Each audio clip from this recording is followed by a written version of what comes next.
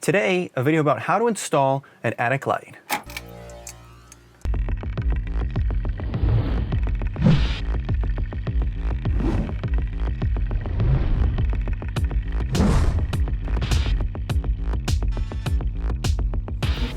Hey guys, Joe here, and today a video about how to install a light in your attic.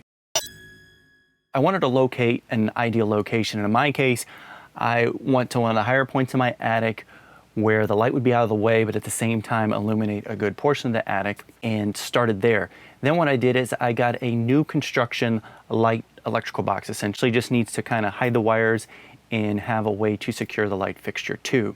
So first thing I did was attach that junction box to a truss in the ceiling. And with this type of box, it's relatively simple. It comes with some nails already. So I literally just hammer those nails into the truss and I am good to go. Next thing from there, what I do was I wanted to start running my Romex, the power wire that would get power to our light. On this junction box, there's these little inserts that you can search your wire through and it kind of locks them down. So you feed the wire through those little inserts, pull out enough slack to work with, and then I needed to start back feeding my wire all the way to my power source. And I wanted to do that nice and organized. So I use Romex staples every few feet or so to keep the wire nice and tidy, out of the way so nobody trips on it, nothing gets stacked on it, so on and so forth. And I had to take that wire and staple it all the way back to the power source. Next thing what I wanted to do is actually go ahead and wire up the fixture before I even started thinking about the power source. So then I stripped the Romex outer sheathing to expose the power wire, the neutral wire, and the ground wire. Now I'm going to show this demonstration kind of on the ground because it's a little bit simpler here, but to wire this fixture up is pretty simple. You want to take your black wire, go to the gold screw on the fixture.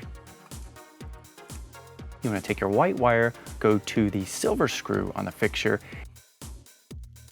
In this case, there's nothing metal in this fixture, so there's nowhere for the ground to go. So I'm just going to coil that ground up and put it back in the box in case I ever add something down the road.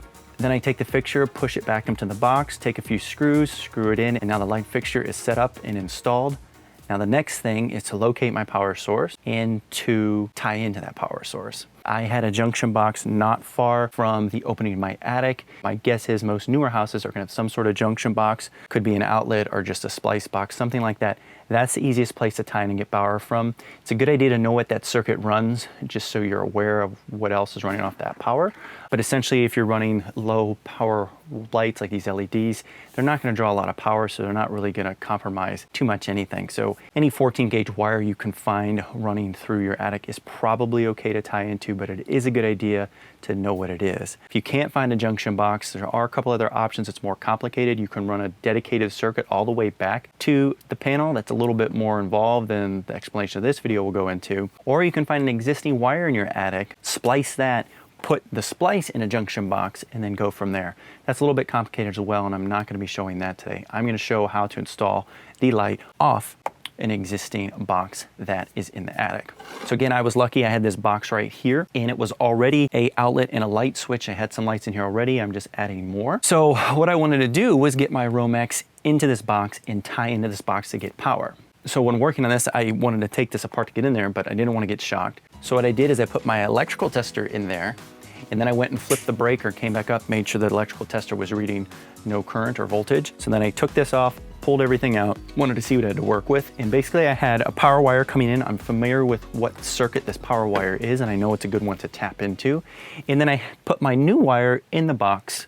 To get power to the light, I have to splice from the power wire coming into the box and then going out. And in concept, it's very simple. You basically just match color wires. You match the black to black, white to white, and ground to ground wires. If I did that, I would have constant power to my light all the time. Well, I don't want that. I want an outlet to work, and I want the switch to be able to turn the light on and off. So to do that with this setup, and I'm going to demonstrate this on the ground again, I have to work with the two main Romex feeds coming in, tie them together through this outlet and switch to make it work properly. If you look at the switch closely, it's got a couple gold screws on it, a silver screw, and a green screw. Well, the silver screw is a share neutral screw. There's one screw that has to share at least two neutrals in this case. There's also one ground screw that's got to share at least two grounds in this case as well. And then there's the power in, and then there's the power out from the switch. So what I want to do is take the power coming from the power source and screw that into the power inside of the switch, the outlet. Then that one side actually jumps power to that top screw above it. So I don't want to tie anything else into that. Then I'm going to go to the other side of the switch and put the power wire, black power wire, into that gold screw, secure that down. So now that switch is turning power on off to our light. Now, like I said before, we have to tie our neutrals together and our grounds together. So to do that with multiple wires, what I like to do is do what I call like a pigtail. I take a little extra piece of wire, I screw that into the outlet where it needs to go. The white wire goes on the silver screw and the green wire goes on the green screw. Then I take those pigtails and I match them to the white wires in the junction box and the ground, the bare copper wires in the junction box as well. I use wire nuts and I secure those wires very, very good. Put a lot of torque on that screw, twist it several times to make sure you have a very solid connection. They're not going to come loose. Once that is done, I take all the wires in the fixture, push it back into the box, secure it in place with the screws, put the cover on, and I'm essentially good to go. The next thing is to put a new bulb in. So I go back down, I flip my breaker, turn the light on, and boom, we are good to go. So if you have an outlet box like this you can tie into, this is a pretty straightforward process. It's not something to be afraid of. However, if you're not real comfortable working with electricity, it's probably best left for a licensed electrician to do this for you. Having said that, I hope you found this video helpful. If so, please give it a thumbs up and consider subscribing. Thanks for watching. I'm Joe Kistall.